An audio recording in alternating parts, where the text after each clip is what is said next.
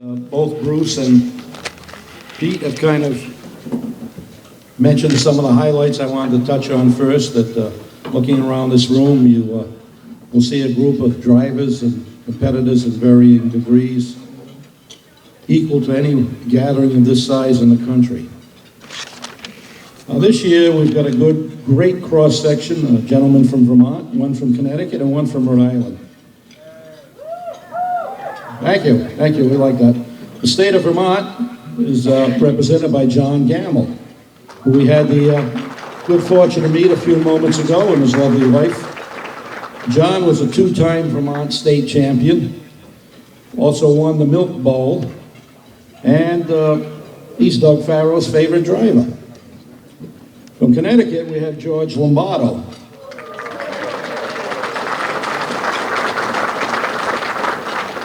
He was a standout in the early days of the United Stock Car Club.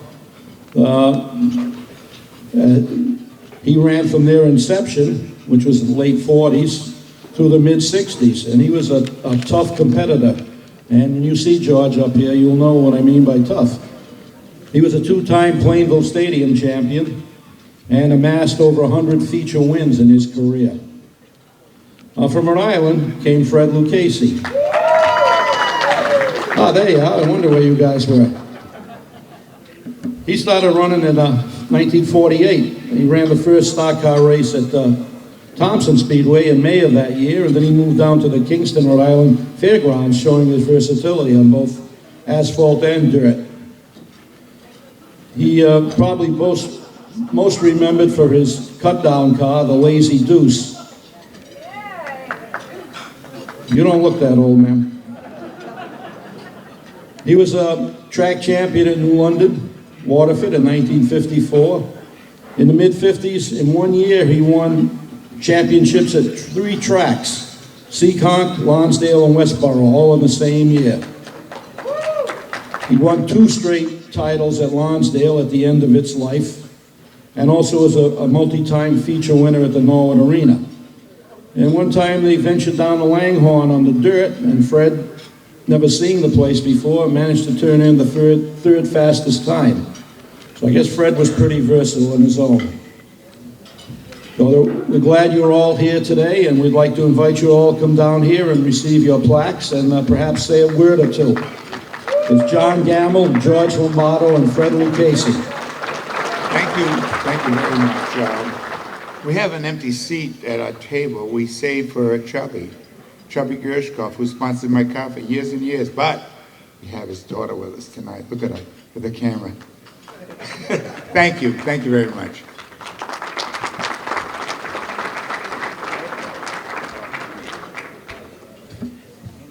I want to thank you all for getting me here. Now I don't know what to say. It was a wonderful, wonderful time. All the years of racing, and I met a wonderful, wonderful bunch of people. And I got to thank my wife for being so good and letting me race. And thank you for everything.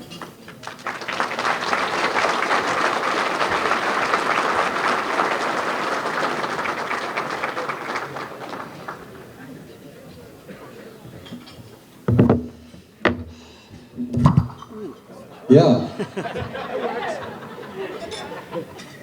Same. I want to thank everyone, that's for sure. I have a lot of friends. I started racing back in 1949 to 1972. And I tell you, I've had some wonderful times, and mostly in the northern part of Vermont, New Hampshire. But it has been a wonderful, wonderful time. Believe me, it has been. Last night I had a wonderful time over to the hotel, and I did meet a couple of characters over there.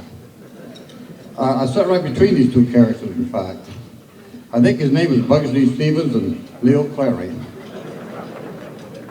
Anybody wants to hear some stories about racing, or just stories, sat between them 2 some night, I'll tell you, that is something. I'd like to, of course, thank a lot of people. Charlie Ely, in about 88, back in the late 50s, early 60s, and then I had the pleasure of meeting Doug Farrell's grandfather, And I drove the number 32, which is the number 32, which is up front here today. I drove that back in the 60s for Doug's grandfather, and we did win the Vermont State Championship with the car, along with a lot of other. We had a wonderful time out there. 1969, there again I'd like to thank Joy LeCare. Joy races all over the Northeast. Now I thank him too for giving a nice car for me, which, as they said, we won the vote for that car. So I've had some wonderful times out there, some real good times out there.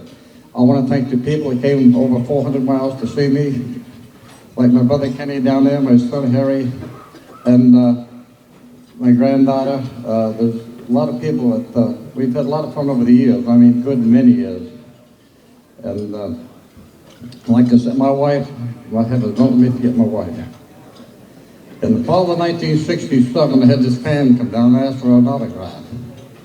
And she talked to me quite a while. And then, by golly, the next week she's right back there again. Evidently, she would need another autograph. So we talked quite a while again. And that was over 40 years ago, like my wife, Joan.